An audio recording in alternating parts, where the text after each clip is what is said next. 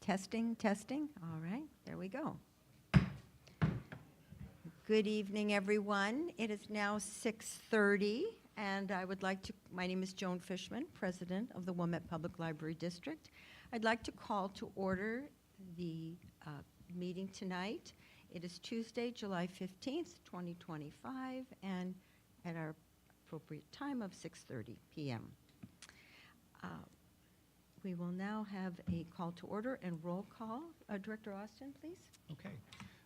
Trustee Biederman. Here. Trustee Cox is absent. Trustee DiLorenzo is absent. Trustee Fishman. Here. Trustee Mullman. Here. Trustee Pasco. Here. And Trustee Sennett. Here. Okay, so recognizing that both Secretary DiLorenzo and Vice President Cox are absent, we need to appoint a secretary for this meeting, and we have a volunteer in Trustee Sennett. Is there a motion to approve Trustee Sennett as our Secretary Pro Tem for this meeting? Motion to approve. Is there a second? I second. Okay, we have a motion from Biederman and a second from Pasco. I will call roll. Biederman. Yes. Cox is absent. DiLorenzo is absent. Fishman. Yes. Pasco. Yes. Mullman. Yes. And Sennett. Yes. Okay, you are the secretary. Thank you, Trustee Sennett. Okay. All right. We'll now move on to the review of our draft minutes from June 17th, 2025, our regular board meeting minutes. Are there any additions or corrections to the minutes? I just had one very small correction on the Intergovernmental Cooperation Committee. It says we'll be studying civilities. It's next thing. It says beginning with the September 2025 meeting. It actually started during the June meeting, so which began. That's when Thank you. the study started, began. All right, thank you. Is there a motion then, seeing any other comments? No other comments? Motion to approve the draft minutes, June 17th, 2025, as corrected. I move approval of the June 17th, 2025 regular board meeting minutes as corrected. I second. Thank you. All right, trustee Senate, may we have a roll call, please? Trustee Biederman, Yes. trustee Cox is absent, trustee DiLorenzo is absent, trustee Fishman, Yes? trustee Mulman, Yes. trustee Pasco, Yes. trustee Senate, yes. Thank you. Our minutes are approved as corrected from June 17th, 2025, regular board meeting minutes. Thank you. We now will have any public comments. Meeting attendees who have signed the visitor public comment registration form and wish to address the WPLD Board of Trustees may do so here. Is there anyone? Oh, please state your name, please. Hi, I'm Bob Lepkowski. I'm a Wilmette resident for 29 years. Thank you very much. My apologies for my summer attire. Hope you'll forgive me. Number one, thank you to the new trustees. Welcome. I appreciate that you'll be offering your time and talents to our community. Thank you very much. And I apologize for missing your inaugural meeting last month. But I'm here to support the staff and their decisions about what should be in our collection. Thanks. Thank you. Any presentations? Seeing none, we'll move on. We now will have our treasurer's report, please. Trustee Okay. Biederman? Thank you. You've all received the financials, and those are through the end of the fiscal year, not audited, but will probably not be any changes or not any significant changes. I had an opportunity to meet with Sandra and Anthony last month at a meeting to review more deeply some of the financials, some of the investments, the CDs that we have, the short-term investments, and to sort of get a better structure of what's going on in a way that we could go into a lot more detail than we could in a meeting like this. So that was very beneficial. Thank you both for hosting me. We reviewed our CDs, and as you may or may not know, the Fed did not raise rates at their last meeting. So that means that at least for the ones that are in the next couple of months, we'll probably be renewing any that mature at current market rates. So that's good. It's anticipated that they'll be lowered at the next meeting, but we don't really know. But that's the anticipation. Expenses were called out in the reports of ones that were bigger or bunched together to to show the full year. So everything that you're seeing is a full year, including our whole year, and that's the best way to look at it, because if you look at it from month to month, since we're working on a cash basis, some expenses may actually show up in the next month, and that's a normal thing to see a little bit of fluctuation. But when you look at it on the whole year, you kind of get the biggest picture, and I think that it's very. I think that everybody's very happy to see that while we were projecting about a $300,000 loss, we actually came in with about a 300 and I should have it right here. But we definitely came in with over $300,000 profit, which is definitely something that's very good. However, I don't know if it's necessarily be something that can be repeated on a going forward basis, or even if it's anticipated, or even that I think that the anticipation is to use all the expenses that are budgeted. But nonetheless, when it occurs based upon some larger revenues or smaller expenses, that's always, when it goes in a surprise way, it's always good that it's in the black. So thank you to all of the staff and senior staff who did everything they could to make sure that we were in the black. So Right. that worked out really well. So that's really all that I have. I'm going to work a little bit more with Sandra to get better understanding of exactly how these reports are, and maybe we can modify them slightly so they may be a little bit more easy to read some of the things. But that's the whole of my report, and we'll be moving on. It'll be discussed in this meeting for both the budget, for the audit, and for the coming year and the appropriation for everything we need to do for the next fiscal year. So that's the whole thing. Thank you very much. Great report. And I also want to echo, I have some brief comments to your point and to the staff. I'd like to call attention to the 24-25 budget bottom line into our net income for the year. In this light, I'd like to commend and thank Director Austin and staff for the budgeting achievement of not only avoiding the approved budget general fund deficit spend of approximately $350,000, but delivering a surplus of approximately $300,000. The board asked staff to dig deep, and everyone contributed to achieve this outcome in a challenging financial climate while delivering outstanding services. Kudos to all staff, and thank you for all you do to make Wilmette Public Library such a shining star in our community. So, thanks so much.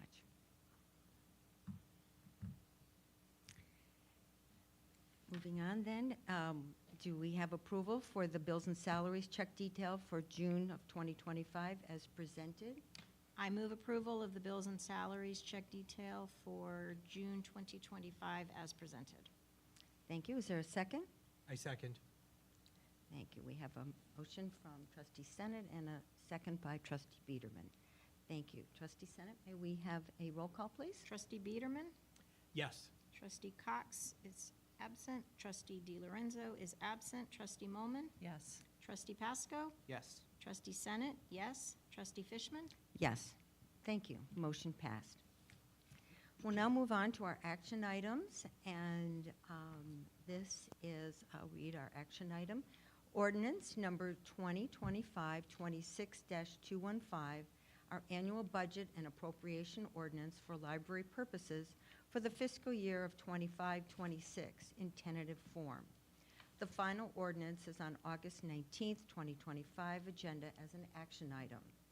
Trustees will conduct a public hearing immediately prior to convening the August board meeting to allow public discussion of the ordinance before finalization. And we'll have Director Austin expand on this issue. Okay, thank you. So the annual budget and appropriation ordinance is a legal procedure that the library does every summer after we approve our general operating budget. The purpose of the budget and appropriation ordinance is to appropriate the funds that the library is anticipating to receive. So you'll see that there is anticipated revenues that is listed in this document, as well as the approved budget that we passed at our June meeting, and then the possibility of a couple other items that are listed on the document, which would include a potential transfer to the Special Reserve Fund, which we're not anticipating, that was included in my narrative, as well as any potential expenditures from the capital expenditures from the Special Reserve Fund. Now, we have typically encumbered and appropriated all of the funds from the Special Reserve Fund that we would anticipate we would be spending within the fiscal year for any projects, and that we have done that again this year, knowing that there are a couple key projects that we're working on, one of which is about to follow here in a moment on the agenda, and that is the asbestos abatement project. But there are a couple other items that we've also included there in the appropriation under Special Reserve. The essential nature of this procedure is that it gives the library the legal authority to expend the funds that it receives. This is a statutory requirement that the library conduct, and I've provided all of that background information as narrative introduction to the material here in the packet. As President Fishman just noted, we conduct a public hearing at our August meeting every year so that the public has an opportunity to comment on or ask questions about the purpose of the budget and appropriation ordinance. So that public hearing will be advertised in next Thursday's Wilmette Life, and that the language for that advertisement is actually contained within the ordinance document itself. And the ordinance, once approved this evening in tentative form, will be posted on the legal bulletin board as well as on our website, so that the public has a chance to review that information and follow along with the materials that we've presented. Trustees, do you have any questions about the content of the budget and appropriation ordinance or the methodology that we use to prepare that?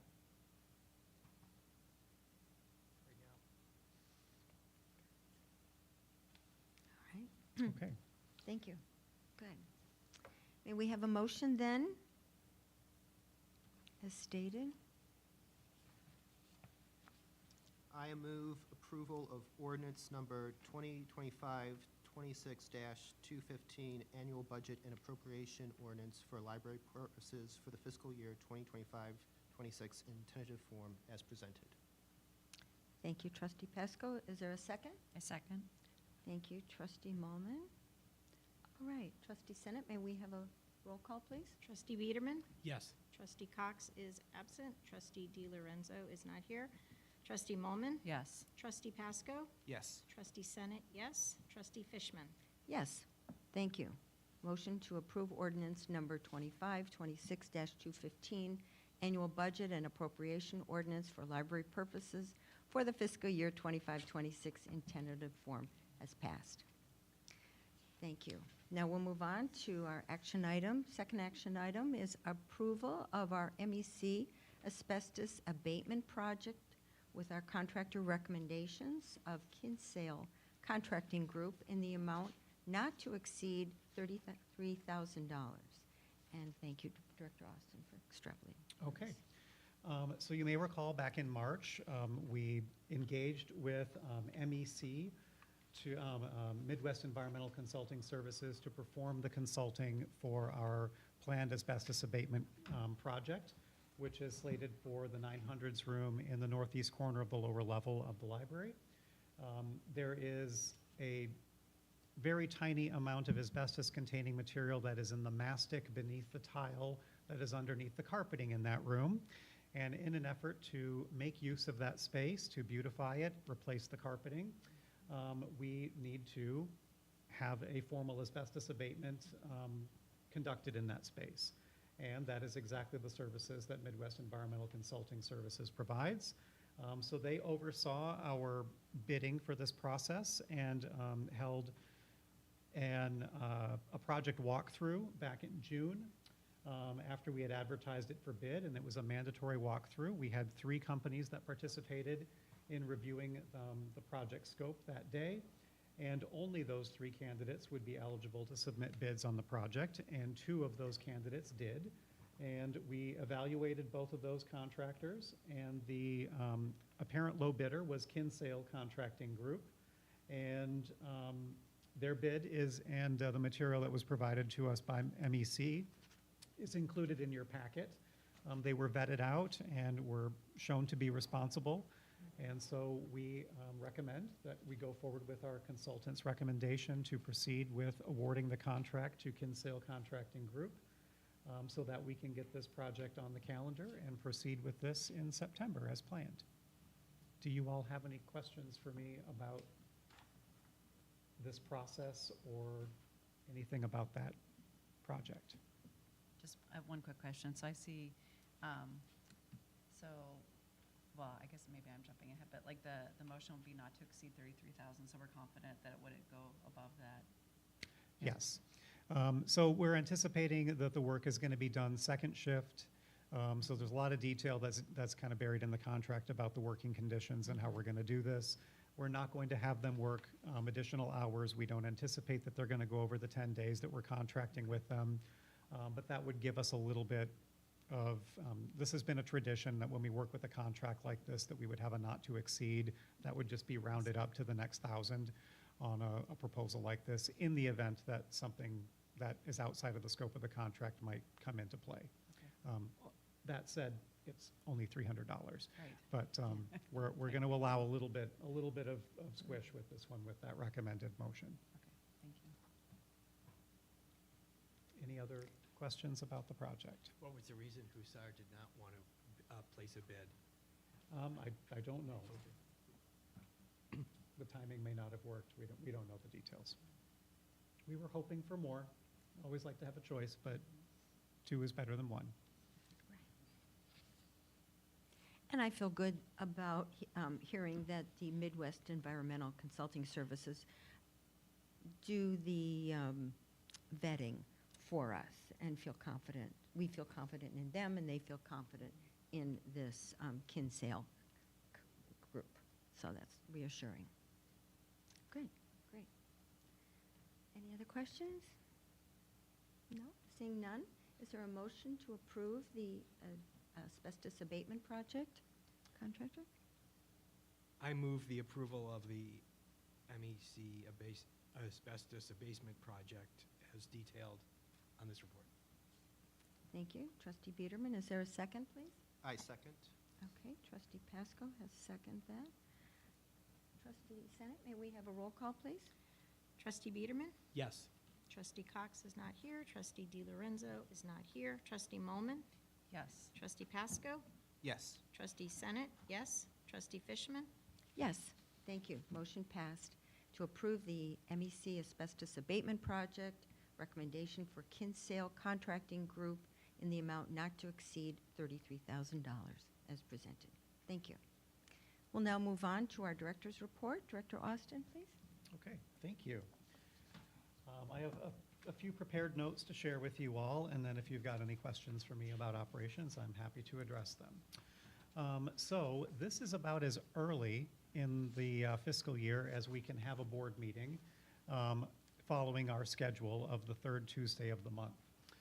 And so it being the 3rd Tuesday of the month, but also really just 2 weeks after the close of our fiscal year, the compilation of our statistics for this past fiscal year are still in play with our staff, and so I don't have all of those figures in order, but I can give you at least monthly statistics and gestures to some trends in advance of the compilation of our annual statistics that we're going to present to you at the August meeting as part of the Illinois Public Library Annual Report, aka IPLAR, where we're going to share more with you and discuss some of the outcomes or extrapolate a bit more detail. So not all the statistics are here for the entire fiscal year, but we'll talk about June. So June was a highly attended month, as it typically is for us. We had nearly 25,000 visitors in the month, averaging over 816 visitors each day, and we welcomed 141 new cardholders. We circulated over 54,000 items in June, averaging about 1,800 items a day. And we again saw strong digital circulation with Overdrive and Libby in June, though we also saw our usual dip in June. In June, our patrons tend to favor print. The library app also saw a significant increase, 14% increase in usage and downloads of the app since we introduced those updates back in April. We're also doing a campaign right now at the circulation desk to get people to use the app, because you can store your library card on it and not have to worry about carrying anything else around with you but your phone. And folks are taking to that. Speaking of other digital details, I would add that our local history digital collection saw its highest number of page views this fiscal year, with 14,500 views in June, and that is up from an average of 5,389 views per month. So that is nearly triple what we usually see, which is pretty remarkable. That ties in with my strategic plan update portion of my report, so I'm going to share a bit more about that. So our fiscal year 24-25 strategic plan initiative to digitize, preserve, and enhance access to rare and unique local history resources was accomplished this month, including newly digitized issues available in the Wilmette Public Library Local History Digital Collection, which includes Wilmette Life, 1950 through 56, and 2019 through 2024. We also added miscellaneous issues addressing gaps in our holdings for the Wilmette Beacon. And thanks to our local history and genealogy librarian, Eva Johnson, we now have a nearly complete collection of the most recent issues of Wilmette Life from 2005 to present, and the Beacon from 2010 to 2020. And that's all available for on-site access, as well as a growing collection of earlier historical issues of Wilmette Life that are available to everyone. Meanwhile, our adult services librarians Suzanne Arist and Ted Remus have been diligently indexing the obituaries from the 1950s and 1940s during their multi-year indexing project, which they've been working on for a number of years for us. And that work is linked to our newly digitized newspapers, providing an enhanced findability and additional context for obits that are in those papers. In my report, there are links that are there, and there is also an article that was posted in today's social media. So if you take a look on Facebook today, you will see that today in 1951 was the grand opening of the mid-century iteration of Wilmette Public Library, when our main entrance was just off of Wilmette Avenue. And you can see the cover of Wilmette Life that featured that really pretty picture of the building. And you can read that entire issue of the newspaper along with all these other ones that we were talking about here today as part of this collection in our local history collection. So we're really proud of that, and hope that you take interest and have a look.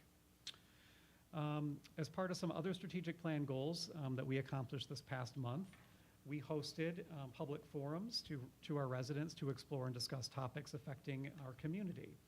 And after nearly a year of advocacy, librarian Suzanne Aris successfully facilitated a program speaking to the plight of refugees in the Chicagoland area, as well as amplifying avenues for community members to help.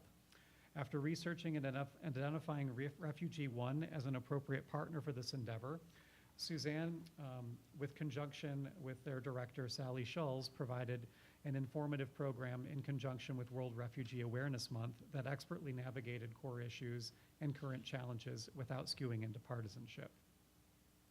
On a lighter note, in support of this very same goal, in partnership with Pink Couch Books, new owner Laura Amigo, assistant manager Rachel Garcia designed and facilitated the library's first romance meet and greet event, and attendees were gifted with a collaborative list of the most anticipated romance titles of the season, as well as discussion prompts that sparked lively engagement regarding books, tropes, and other topics related to the popular genre. Most of the participants were new to the bookish adult events at WPL and expressed support for our more romance-related programming in the future. So we anticipate doing more with romance. Other strategic plan goals that we have accomplished this month include curating and promoting quality collections in a variety of formats, and revitalizing and reimagining the first and lower level of the library. So big goals, and they kind of relate to what we just talked about with the asbestos abatement project.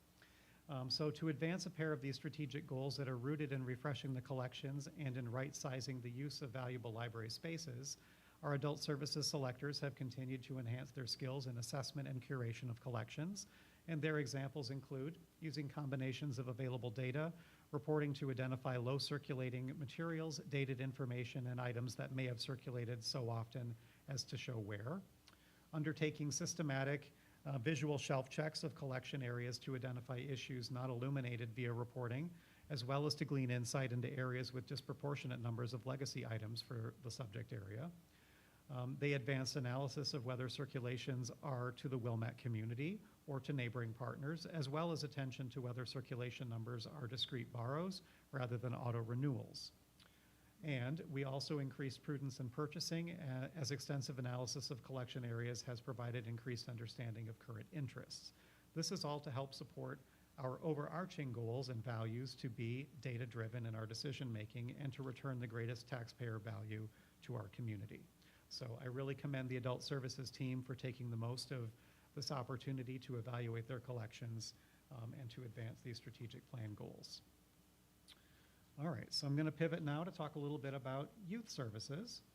Youth services offered 47 events in June that were attended by over 1,800 patrons, and those programs included our very first Pride Party, multiple crafting programs, interactive and passive programs, author visits like Dahlia Richards, music concerts like Grammy Award-winning Dan and Claudia Zanes, and our stuffed animal campout, as well as 2 Lego robotics programs. All of this on top of having a hive of activity every day with all the kids out of school participating in our summer reading clubs.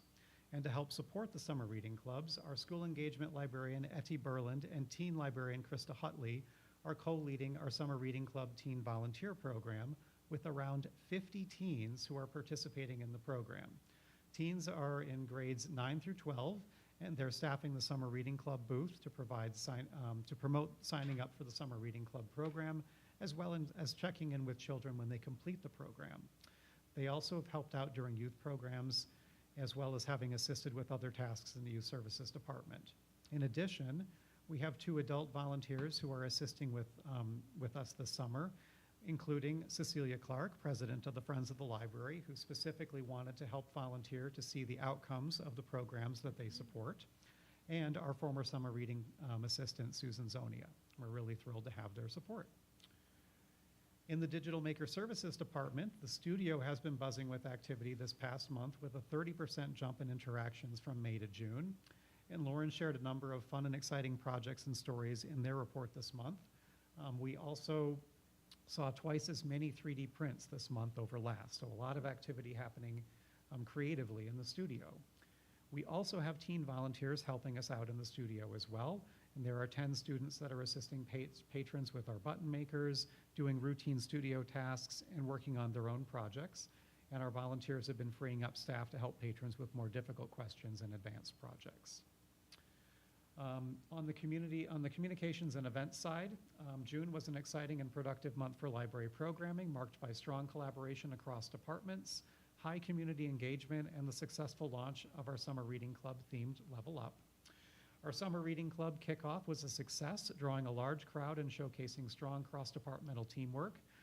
Communications and events team worked with various public service departments over the course of several months to coordinate this library-wide event, which featured the Jolly Ringwalds, and we talked a little bit about that last month.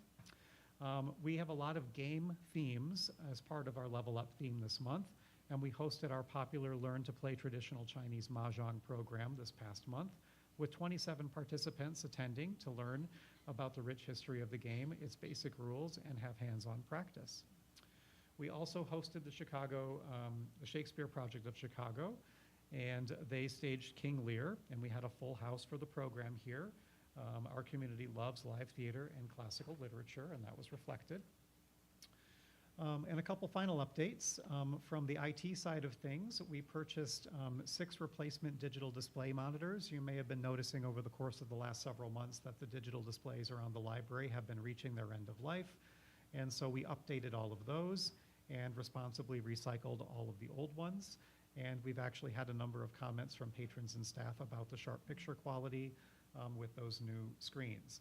There are new screens also for the small meeting room, which is a bookable space across the way, as well as a staff space on the 3rd floor.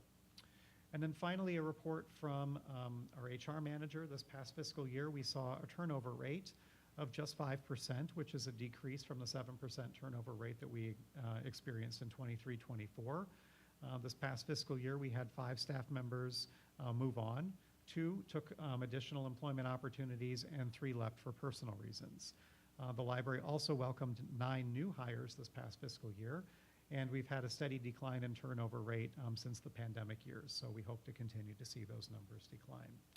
And then the last thing I would point out from my report is I've appended a letter from the Secretary of State's office that has notified us that we will be receiving our fiscal year 25 per capita grant, which is worth $41,000 plus to us. And I also received the same notice from Kenilworth. So we're very grateful for the support that libraries are receiving from the Secretary of State. That concludes my report. Do you have any questions for me? I just love, I mean, it's every month, but the data that you provide, if anybody wants to know how much value the library provides to the community, it's all there. I mean, it's in the details, it's in the data. So and the stories are great, but the data is, I think, pretty convincing. Thank you. Mm-hmm. And thanks to our team for compiling all that information and providing those services. In terms of the adult services review, is the status of those items being out of print or very difficult to find, taken into account? There are a lot of varieties that the staff take into account. We have a collection management policy that has a lot of criteria that's listed in there about what the staff are evaluating when they go through the collection. There's a lot of data that we look at, but there's also qualitative data that we take into account, and the accessibility of items, either as being out of print or being available in other formats, including subscription databases or digital formats, are also factors that go into that.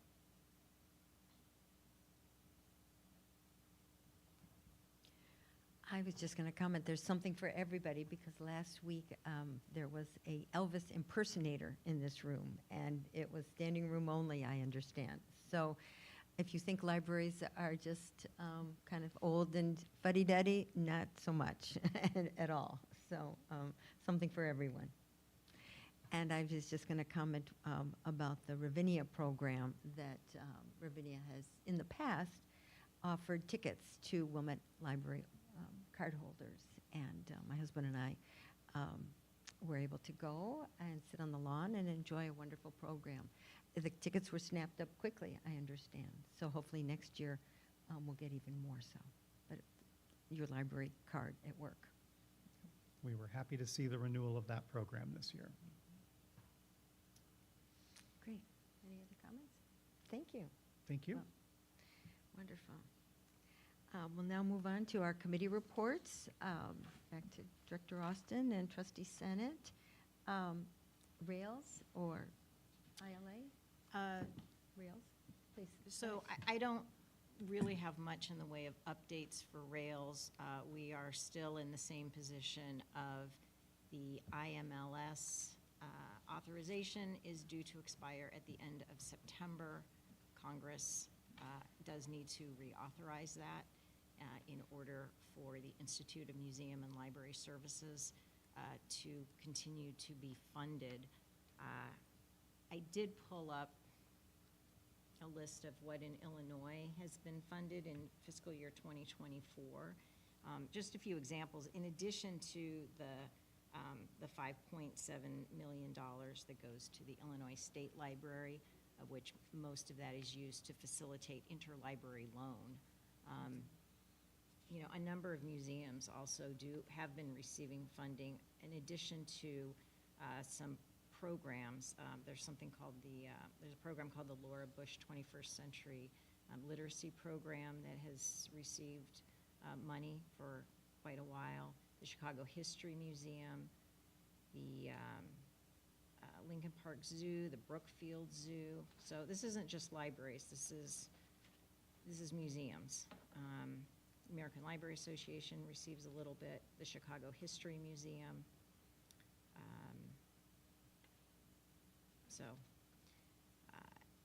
Anyway, I guess we're in a holding pattern until something happens. And if anybody is interested in advocacy, the American Libraries Association has a page dedicated to information about the status of funding and what is happening. There's also some lawsuits, one of which has, so the IMLS workers did go back to work in May. That was by court order, but the Trump administration did appeal that. So we'll just have to see what happens. But in the meantime, if you want to stay up to date, the American Library Association is very up to date on this issue. Great. Thank you. ILA? I'll Please. just add 2 notes from ILA. They've announced that the annual ILA conference is going to be this fall, October 14th through 16th at the Stevens Center in Rosemont. So happy to have it back in our neck of the woods. And I was proud to renew our subscription to Illinois Libraries Present. You may remember Illinois Library Present is a virtual author engagement series that initiated with a couple partner libraries here in the north suburbs and was taken over by the Illinois Library Association this year in an effort to expand those programs to libraries across the state. And so I was happy to renew our participation in that, and they're about to announce their fall lineup with a whole bunch of programs that are going to be coming up here soon, and you'll hear about them in future meetings. And that's all I have from ILA. Great. Those are wonderful programs. And easy because they're all virtual. Yes. So, great. And then Trustee Senate, anything with Intergovernmental Cooperation Committee? No, I have Other- nothing to nothing report at on this that. point. All right. Keep us posted. Thank you. We are then, as a requirement of the Illinois Public Library Annual Report, IPLAR, as you referenced, the board minutes and Secretary's Audit Committee is required to review minutes of the Wilmette Public Library District Board of Trustees meetings prior to the August 2025 meeting. Okay, great. Any new business? Then seeing none, it is now 7:07. And may we have a motion to adjourn the board meeting at this time, please? Motion to adjourn? All right, Trustee Biederman, thank you. A voice vote. All those in favor say aye. Aye. Great. Motion adjourned. Thank you very much. Thank you to our visitors also. Thank you. Thank you.